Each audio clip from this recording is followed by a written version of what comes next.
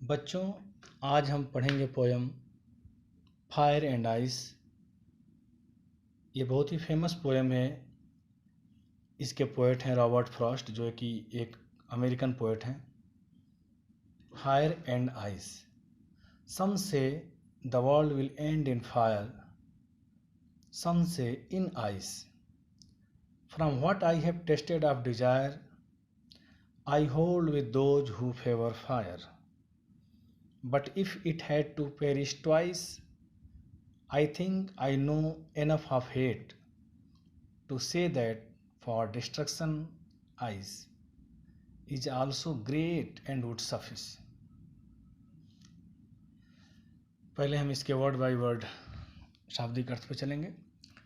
Some say the world will end in fire. कुछ लोग ये कहते हैं कि दुनिया आग के द्वारा खत्म होगी, आग की वजह से खत्म होगी। सम से इन आइस। कुछ लोग कहते हैं कि दुनिया बर्फ से खत्म होगी। From what I have tasted of Dzire. लेकिन जो मैंने सोचा समझा है, जो मेरी अपनी इच्छा है, जो मुझे लगता है, क्या लगता है, आई hold with those who favour fire. तो मैं उन लोगों के साथ खड़ा पाता हूँ अपने आप को। मेरी समझ है कि वे लोग सच है बोल रहे हैं जो ये मानते हैं कि दुनिया आग से खत्म होगी। But if it had to perish twice. लेकिन यदि दुनिया को दोबारा पेरिस होना हो, पेरिस मतलब नष्ट होना हो, डिस्ट्रॉय होना हो, खत्म होना पड़े ट्वाइस, दोबारा, आई थिंक, मैं सोचता हूँ, I know enough of hate, कि मुझे घृणा के बारे में भी बहुत पता है, काफ़ी दुनिया में घृणा फैली हुई है। तो मैं कह सकता हूँ to say that the destruction ice is also great. तो मैं यह भी दावे के साथ कह सकता हूँ कि दुनिया को ख़त्म करने में आइस भी कम नहीं है। यानी आइस भी दुनिया को, बर्फ़ भी दुनिया को पूरी तरह से ख़त्म कर सकती है, क्योंकि पर्याप्त मात्रा में आइस यानी कि हेट्रेड, घृणा मौजूद है पूरी दुनिया में। इस पोएम में बच्चों जो फायर और आइस शब्द आया है, इसका मतलब सिर्फ शाब्दिक नहीं है। फायर का मतलब सिर्फ आग नहीं है। Fire stand for the fire of desire, fire of greed, fire of conflict, fire of intolerance, fire of lust. यानी जो आग है, लस्ट की आग है, इंटॉलरेंस की आग है, असहिष्णुता की आग है, ग्रीड लालच की आग है, कन्फ्लिक्ट लड़ाई की आग है। लोग एक दूसरे से घृणा कर रहे हैं, एक दूसरे से नफरत कर रहे हैं। और ये जो फायर ऑफ डिजायर है, इच्छाओं की आग है, कि सब कुछ मैं ही ओन करूँ, मेरे पास सब चीज़ें हो जाए, दूसरों का बेशक अहित हो जाए, नुकसान हो जाए, लेकिन हमारे पास ये चीज़ आ जाए। तो ये जो डिजायर है, इच्छा बढ़ती जा रही है लोगों की, इसलिए दुनिया खत्म होगी। तो फायर, याद रखें, फायर स्टैंड फॉर ग्रीड, लालच। फायर लालच की आग के लिए है, इस पोयम में यूज की गई।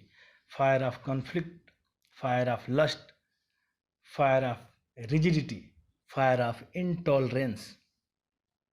जबकि जो आइस का इस्तेमाल हुआ है, ice stand for the hatred, ice stand for the insensitivity,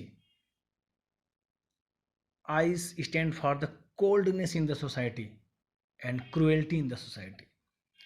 ice का मतलब है यहाँ निर्दयी होना, निर्दयता। आइस का मतलब है हैट्रेड, घृणा।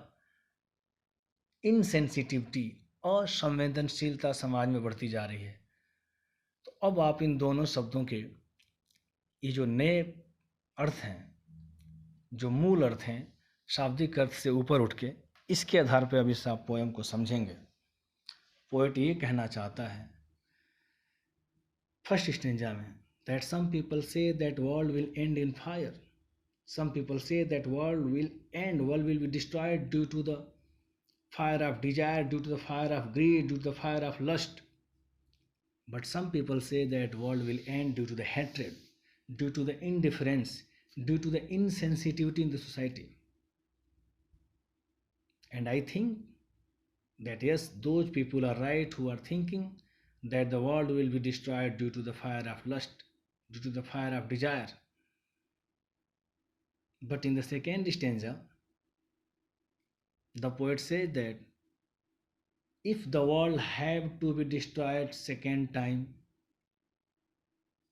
The hatred is so much among the society, among us.